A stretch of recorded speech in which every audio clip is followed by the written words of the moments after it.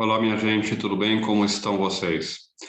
Vamos continuar mais uma aulinha com uma leitura das meditações do Descartes, né? E agora a gente vai entrar na terceira meditação, né?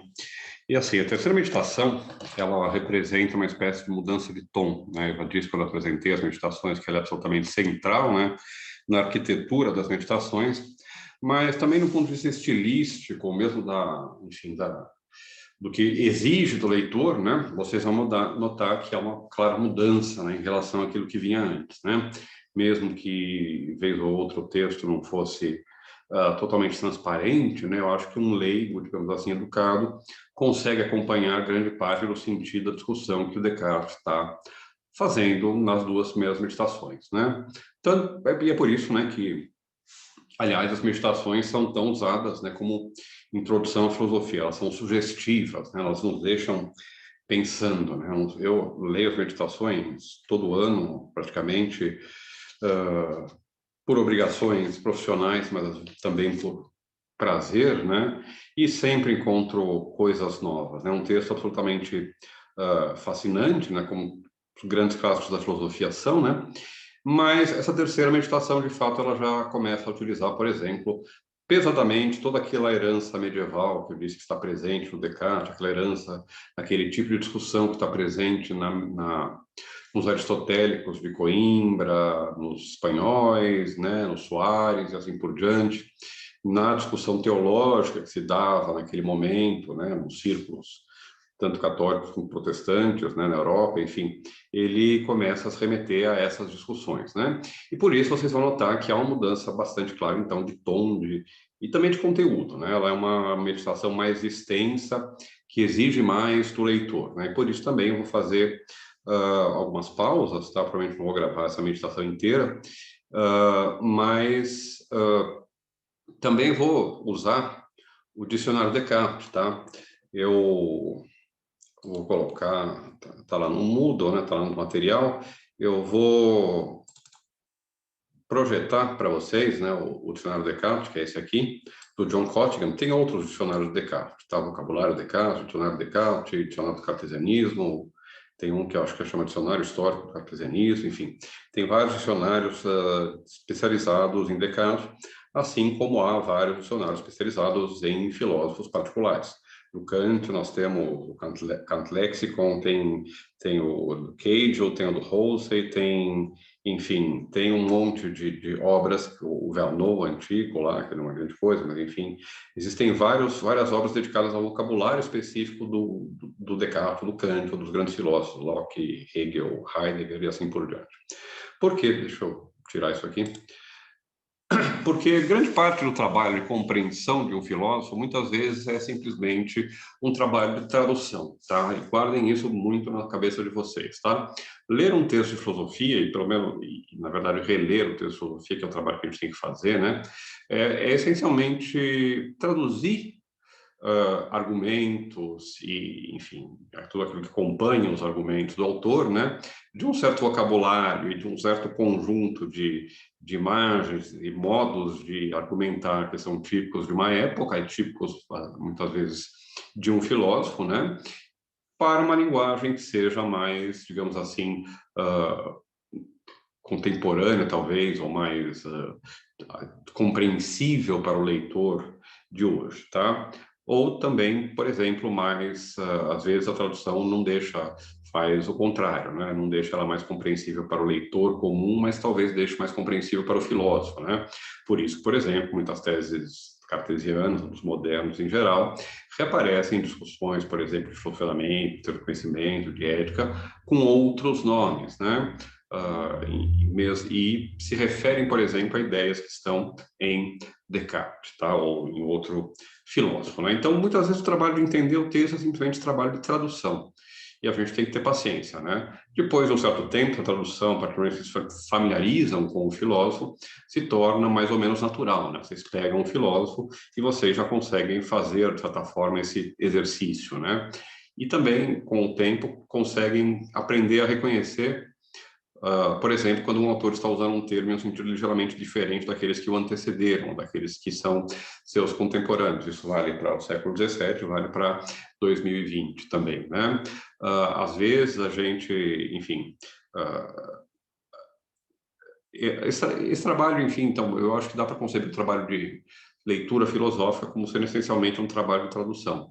E o trabalho de interpretação filosófica, então, é traduzir e também, digamos assim, atribuir um certo sentido mais ou menos preciso, determinado àquilo que a gente acabou de traduzir, né? Mas a leitura é esse trabalho e a gente vai, então, usar um instrumento típico de quando a gente não conhece uma língua, né, ou não sabe de modo preciso o significado de um termo em uma língua, que é um dicionário, no caso, o dicionário Descartes, beleza, gente? Dito isso, vamos começar, tá? Eu disse para vocês que a meditação é longa, por isso eu já vou pular alguns parágrafos iniciais, tá? Os 4 primeiros parágrafos são basicamente uma como é que chama? Uma recapitulação, um resumo, né, dos resultados anteriores. Ele repassa a todos, tá? E eu só quero anotar aqui uma coisa importante que aparece lá no segundo parágrafo, tá certo?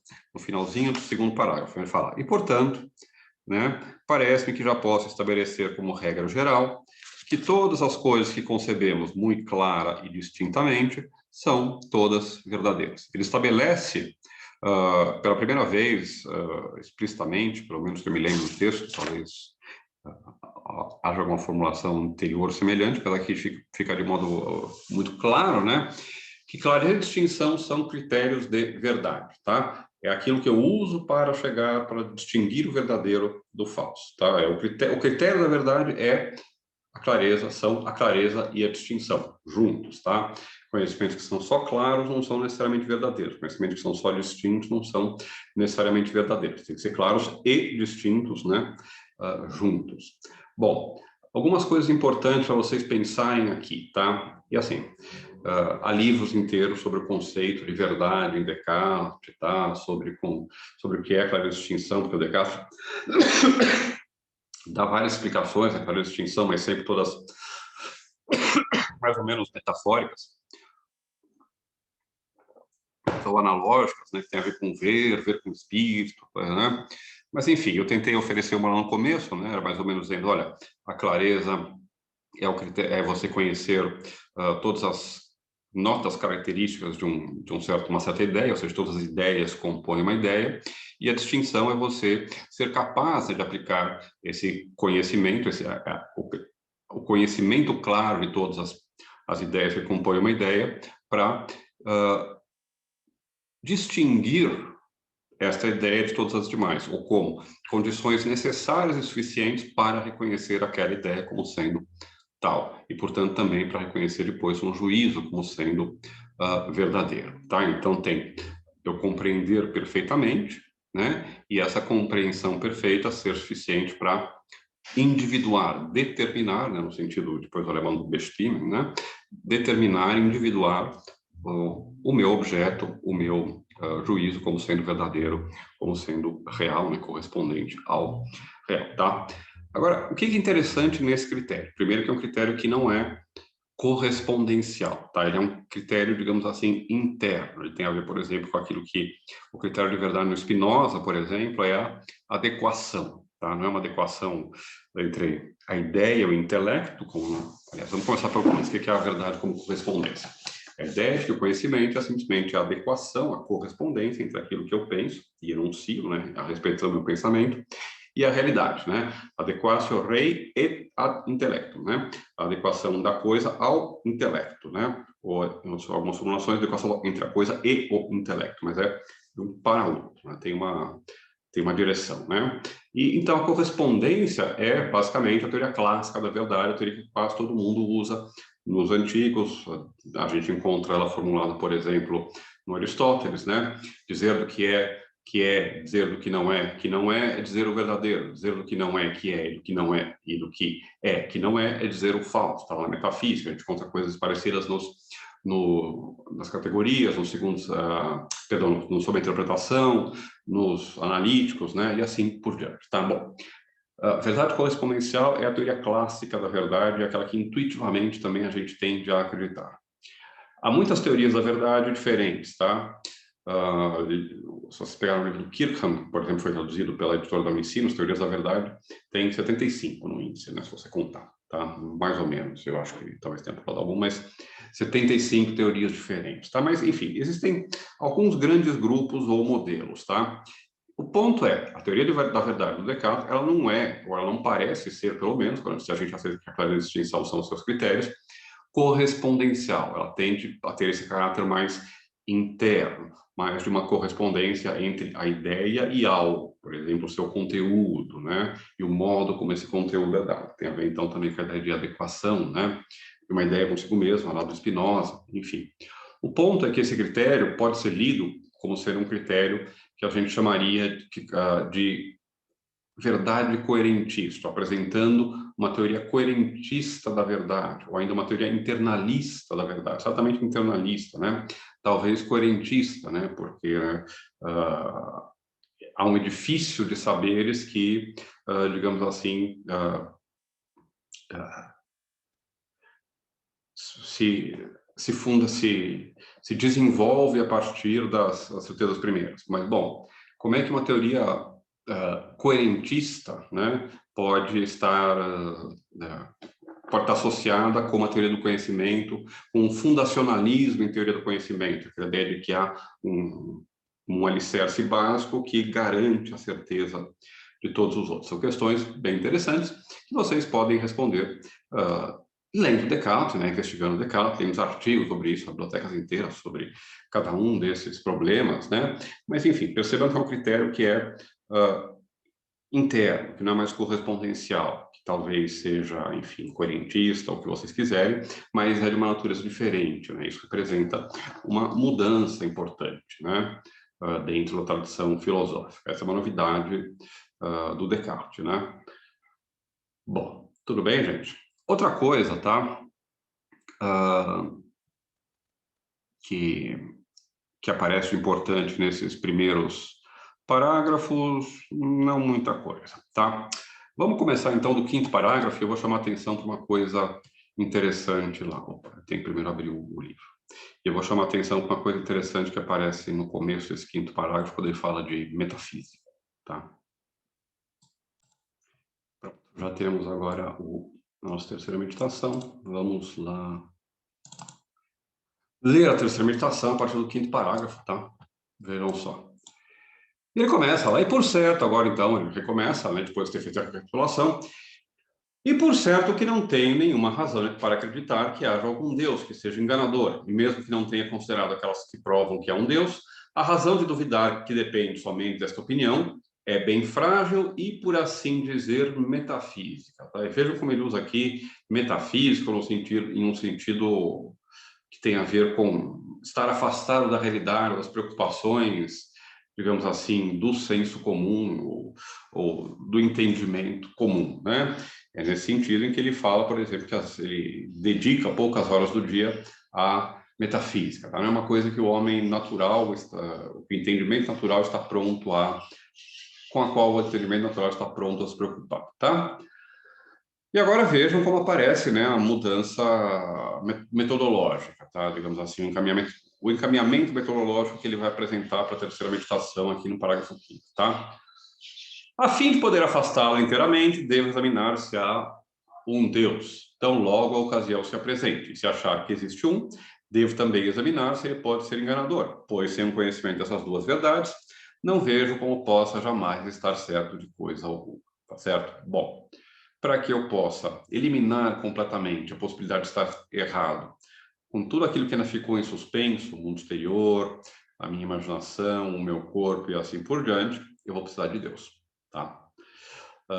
E aqui começa o tal do círculo cartesiano, a tal de acusação do círculo cartesiano que aparece tantas vezes, né? Ele teve uma certeza que permitiu ele chegar a Deus, mas é Deus agora que vai, enfim, fazer o papel de garantidor das certezas próximas, mas também, no fundo, da primeira certeza, né? Bom, e a fim de que eu possa ter a ocasião de examinar isto, sem interromper a ordem de meditação que me propus, que é de passar gradativamente das noções que encontrar em primeiro lugar no meu espírito para aquelas que aí poderia deixar depois, cumpre aqui que eu divida todos os meus pensamentos em certos gêneros e considere em quais desses gêneros há propriamente verdade ou erro. tá? E vejam, aqui também a gente já começa o tratamento da verdade e do erro, né? Descartes, se a gente tem uma certeza primeira e pode chegar à verdade de modo claro e distinto, por que que a gente se engana? Esse é o tema, lembro, da quarta meditação. A quarta meditação é sobre o erro, tá? O erro e o diagnóstico geral do Descartes, eu falei para vocês, é que o erro vem da nossa vontade, nosso sentimento apressado, né, a coisas que não são claras e distintas e não do nosso intelecto, que para o que ele foi programado, digamos assim, para o que ele foi feito, é perfeito. Agora, vejam só algumas coisas interessantes, tá? Lembrem-se como o vocabulário importa para entender um filósofo, entender o vocabulário dele, né, e perceber como ele é um pouco diferente do nosso, tá? Vejam o que ele vai dizer agora. Entre meus pensamentos, e lembre-se que pensamento tem um monte de coisa, né? Duvidar, querer, a gente viu lá na segunda meditação tudo aquilo que compunha o pensamento, né? Alguns são como as imagens das coisas e só aqueles convém propriamente o nome de ideia, tá? Ideia, né? Idée em francês, a ideia em latim, né? É uma palavra absolutamente central para a gente entender a filosofia moderna, né? Não só o que vai ser chamado de o idealismo, né? Por exemplo, o idealismo alemão ou o idealismo de Berkeley, mas toda e qualquer filosofia, porque toda e qualquer filosofia moderna, na medida em que a matéria do conhecimento trabalha com uma noção de ideia ou com algum termo correspondente. Em certos autores, vocês não vão encontrar tanto ideia, vão encontrar, por exemplo, representação, a Vorstellung, né? Por exemplo, no Kant, nos alemães, né? Mas a ideia é mais ou menos a mesma, tá? Claro que ele pode se perguntar se há uma correspondência absoluta. Obviamente não há, são línguas diferentes, mas em geral, né? Toda tradução é imperfeita, mas esta mantém uma certa correspondência. Agora, ideia para nós é um pouco quase tudo, né? Quase qualquer coisa que passa em nossa mente é chamada de ideia, tá? Tem um filósofo muito famoso, e a gente, quando vai usar a palavra ideia, hoje em dia, tem que ser muito preciso em relação a como a gente vai entender esse termo, né? Bom, então vamos lá, como é que o Descartes entende isso? Entre meus pensamentos, só que eles convêm para o nome de ideia. Imagens das coisas, tá? Ideias são quadradinhos, são pinturas mentais das coisas, tá? Uma ideia de um cachorro é uma representação mental, uma pintura mental, uma imagem mental de um cachorro, tá certo? As ideias são concebidas nesse modelo, tá? No modelo visual, figurativo, tá? E por isso a gente fala também de imaginação, tá? Mais uma vez, para nós a imaginação é uma faculdade que a gente concebe de modo muito amplo. Para os modernos, ela é quase sempre, ela vai ter outros sentidos também, mas ela é, muitas vezes, pelo menos, uma faculdade literalmente de criar imagens, produzir imagens, tá?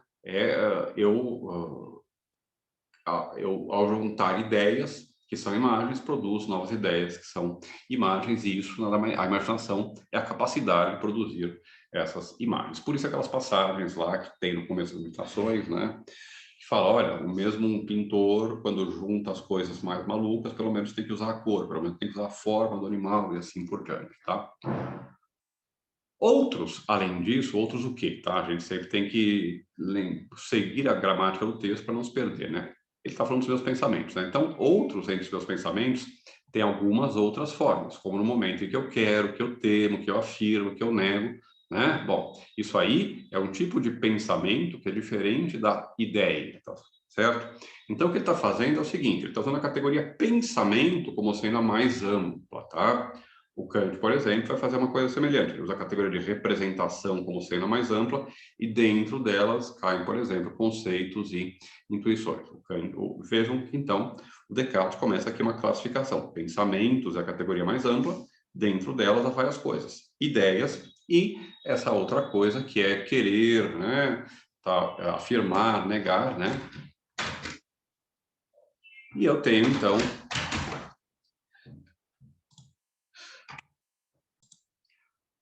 onde é que eu estava, gente? Vamos lá. Screen share. Ué, não estou... Resume share. Tá aqui. Bom.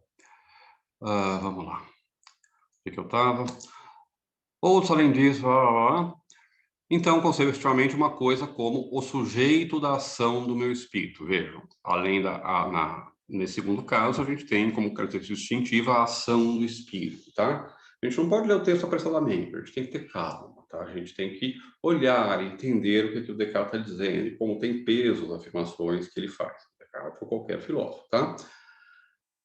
Mas acrescente também alguma outra coisa por esta ação, a ideia que tenho daquela coisa.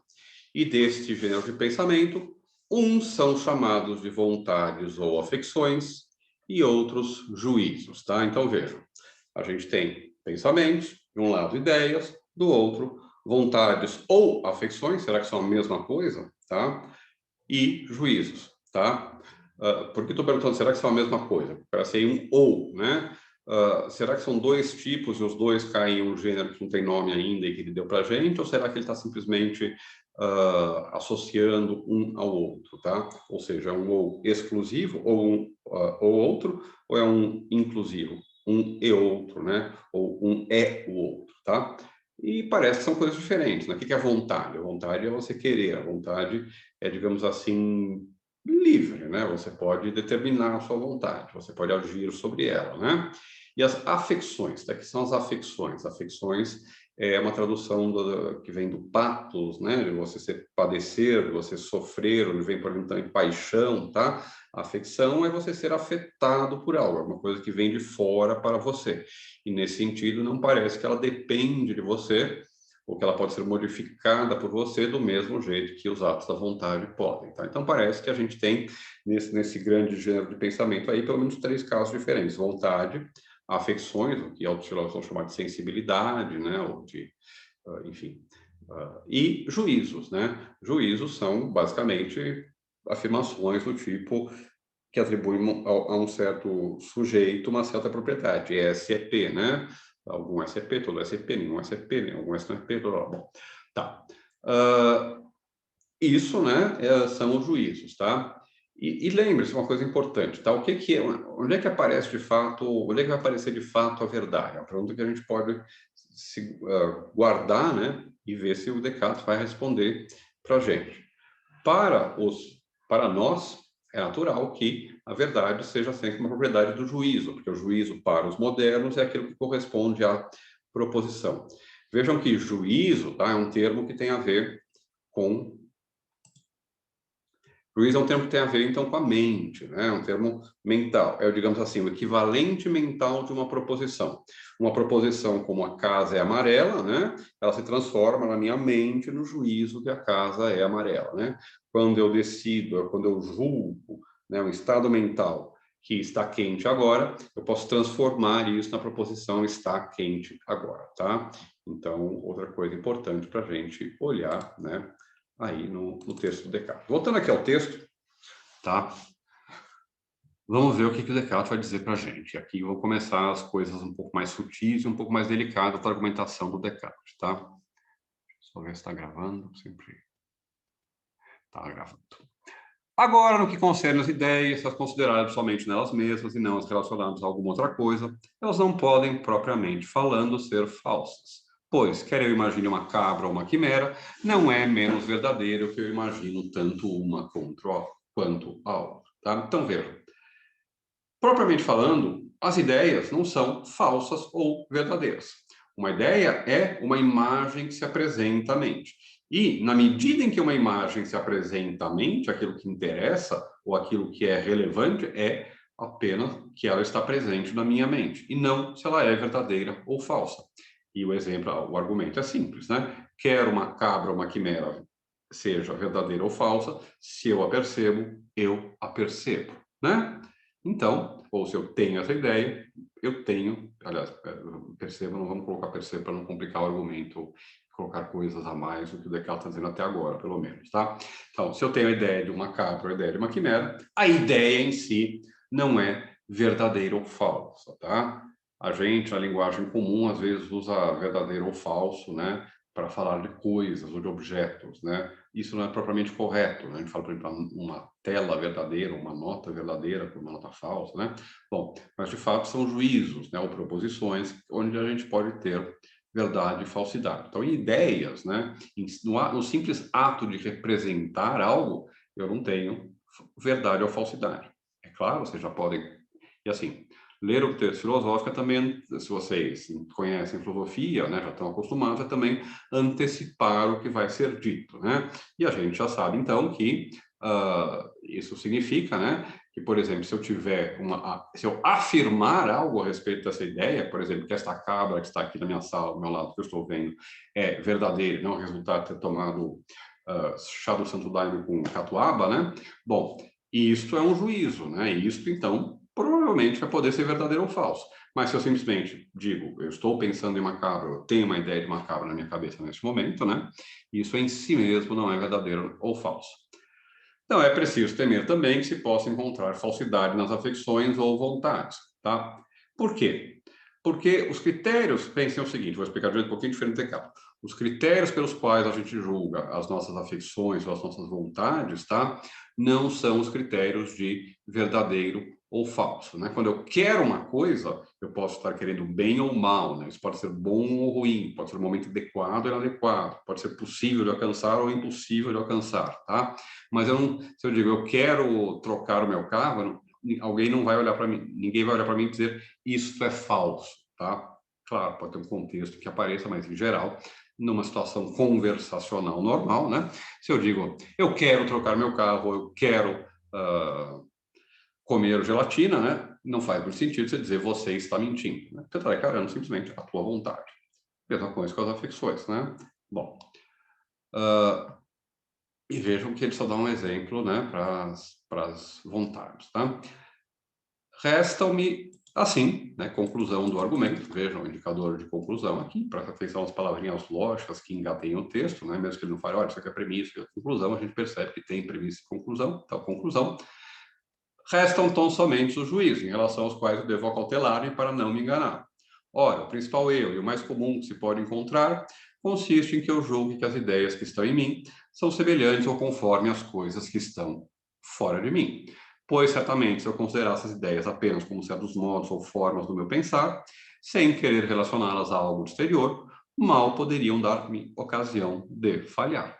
Qual é o erro que a gente comete em relação às ideias, e principalmente quando a gente utiliza, então, elas nos juízos? É o erro de considerá-las semelhantes às coisas exteriores. Quando a gente estiver lendo Hume, tá? Eu vou falar um pouco antes do Locke, do Berkeley, e vocês vão ver que há nos empiristas, assim chamados empiristas ingleses, entre várias aspas, tá? Nos filósofos ingleses da época, em geral, um problema que se chama o problema do véu das ideias. Esse problema é justamente o seguinte: para esses filósofos, há uma separação radical entre aquilo que é o domínio das afecções, da sensibilidade, o domínio do entendimento ou da razão, são duas faculdades heterogêneas e distintas no homem, né?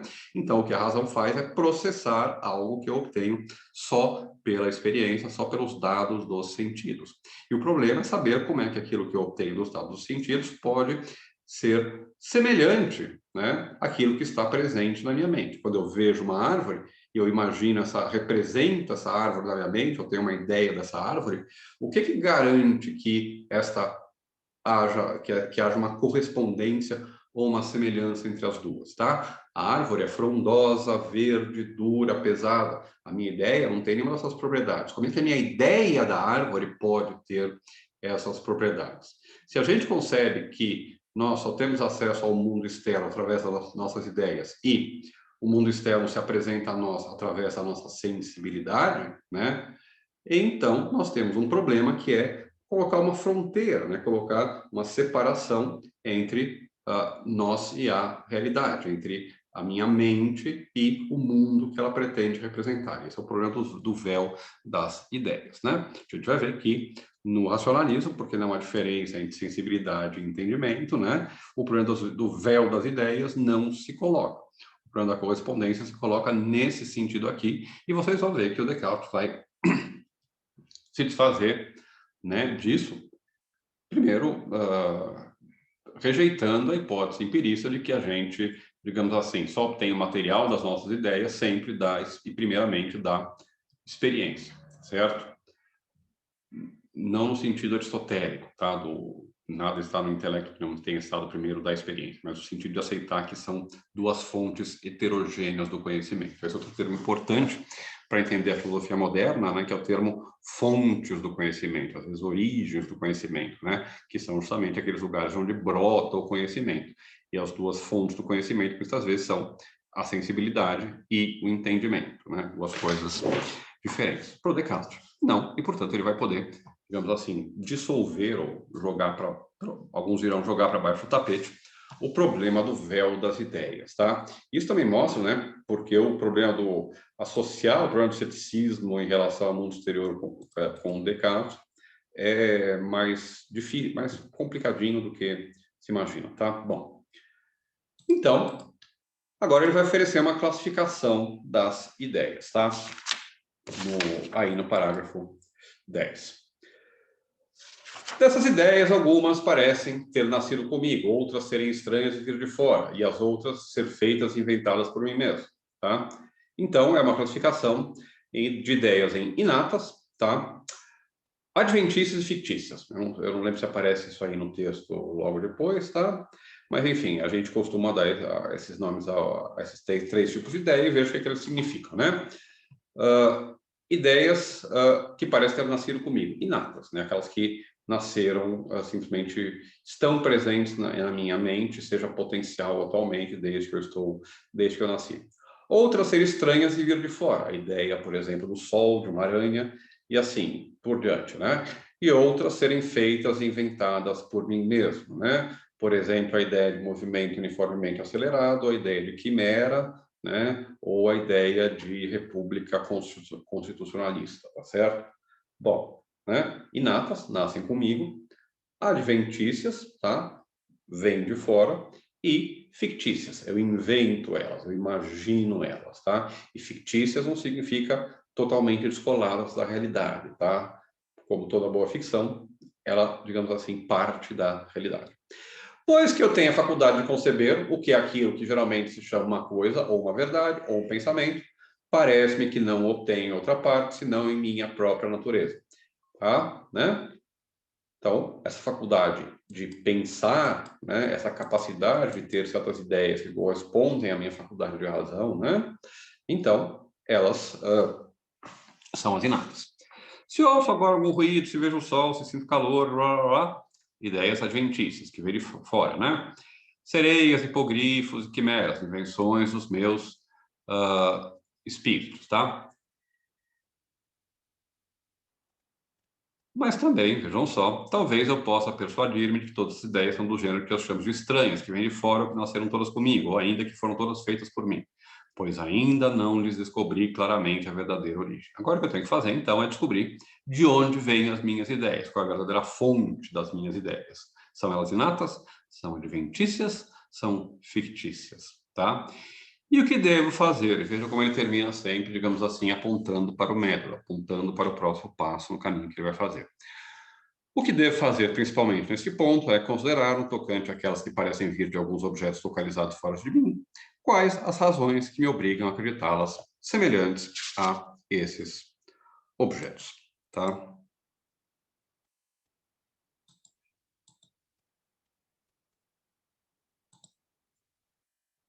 E aí começa a pauleira, tá? E eu, né, para a gente não ficar, enfim, passar tempo demais aí, eu vou resumir um pouco alguns parágrafos e pular eles, tá? Ele primeiro começa considerando a possibilidade de nossas ideias serem adventícias, virem de fora, tá? E virem de fora e serem semelhantes a esses objetos, né? Que é como terminou o parágrafo 10, tá?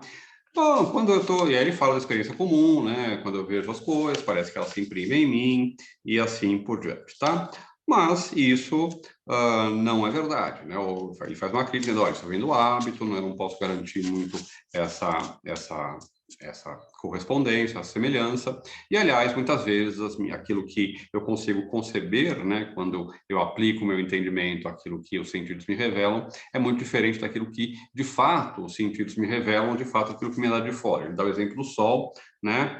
Lá no final do parágrafo 13. Então, vamos pular para lá e retomar a leitura do parágrafo 13, tá? Pelo contrário, então, já que não é nem adventícia, nem fictícia, né? Vamos continuar aqui e ver onde é que a gente vai chegar, onde vai chegar no que sobrou, né? Pelo contrário, não tem a miúde, como em muitos exemplos, haver uma grande diferença entre o objeto e a sua ideia, tá? Como, por exemplo, encontro no meu espírito as ideias de sol inteiramente diversas. Uma toma suas origens nos sentidos e deve ser colocada no gênero daquelas que disse provirem de fora, né? As adventícias. E pela qual o Sol me parece extremamente pequeno. Mas se vocês olharem o Sol agora, não façam isso sem um óculos escuro, tá? Vocês podem pegar o Sol na pontinha do dedo de vocês, né? O Sol tem esse tamanho se vocês olharem no horizonte. Tá, muito bem. Isso é o Sol? Não. O Sol, obviamente, é muitas vezes maior que a Terra, mesmo lá no século XVII, o Descartes já sabia disso, né? E parece... o Sol me parece muitas vezes maior do que a Terra inteira, aqui no final, né? Por certo, essas duas ideias que concebo do Sol não podem ser ambas semelhantes ao Sol. E a razão que me faz crer que aquela que vem imediatamente de sua aparência é a que lhe é mais... E a razão, perdão, vamos ler direito. E a razão me faz crer que aquela que vem imediatamente de sua aparência é a que lhe é mais dessemelhante. Veja, a nossa ideia real dos objetos, ela é tanto mais diferente do que eles realmente são, quanto mais iluminada, quanto mais elaborada pela razão, tá? Por exemplo, para nós os corpos sólidos, como um apagador de giz, parecem feitos de uma certa matéria e assim por diante. Mas o nosso entendimento vai nos dizer que eles são feitos, né, em grande parte, de átomos que estão em movimento, né? Hoje a gente diria que eles estão no espaço vazio, né? E que isso aqui vem de vazio, para Descartes de vazio, então, é um pleno, né? Mas isso aqui são só, basicamente, bolinhas, né? Que juntas resultaram nisso, tá? Aquilo que é, digamos assim, a essência, tá? Para usar um vocabulário ruim, mas que explica para você o que eu quero dizer, não corresponde, né, àquilo que é a sua aparência, né? Não dá para usar átomos redondos, né, pequenininhos para apagar a lousa, mas dá para usar isso aqui para apagar a lousa, tá? Bom. Tudo isso me leva a conhecer suficientemente que até esse momento não foi por um julgamento certo e premeditado, mas vejam só, apenas por cego e temerário impulso, tá certo? E lá, antes, ele usa inclinação, tá? Para falar, a gente está inclinado a acreditar no que os sentidos nos dizem, tá?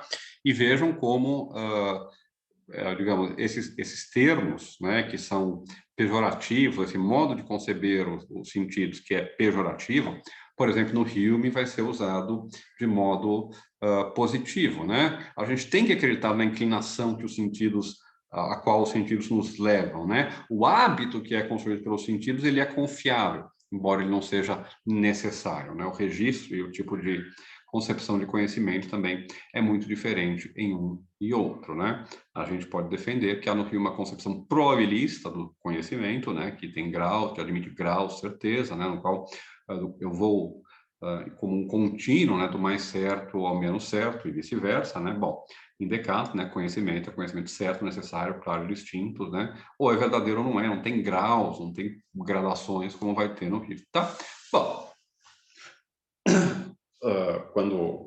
para Hume, por exemplo, a gente tem que seguir os impulsos, né, das suas paixões e assim por diante, né? Aquela famosa frase, a única tarefa da razão é ser a escrava das paixões, né? Significa justamente isso. É muito mais uma teoria...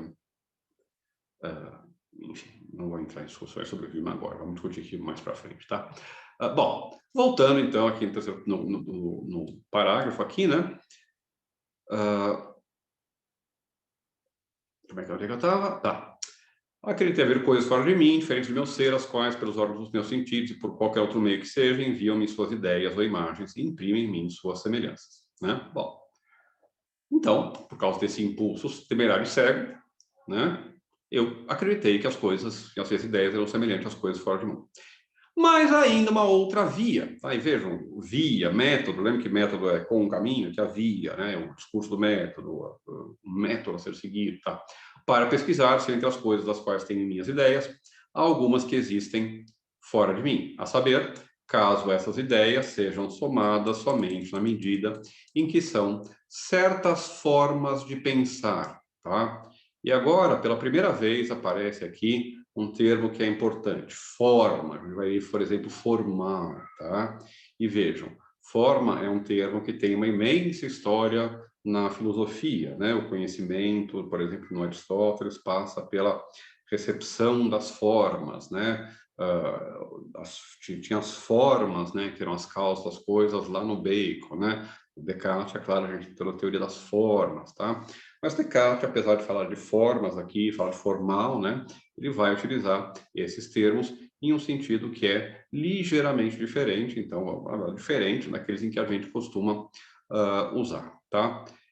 E então, como a gente vai entrar nesse ponto importante da realidade objetiva, eu vou, nesse parágrafo 15 aqui, o que eu vou fazer vai ser pausar, né, nosso texto, né, e a gente continuar a leitura dessa terceira meditação a partir de agora, que quando a gente vai entrar na pauleira mesmo, né, que é tudo aquilo que eu falei no começo desse vídeo, tá certo? Tchau, tchau, meus tomatinhos. Deixa eu terminar de share aqui para pausar a minha gravação e voltamos, né, no parágrafo, então, no qual paramos, que é o 15, tá certo? O 16, tá? Muito bem. Tchau, tchau, gente.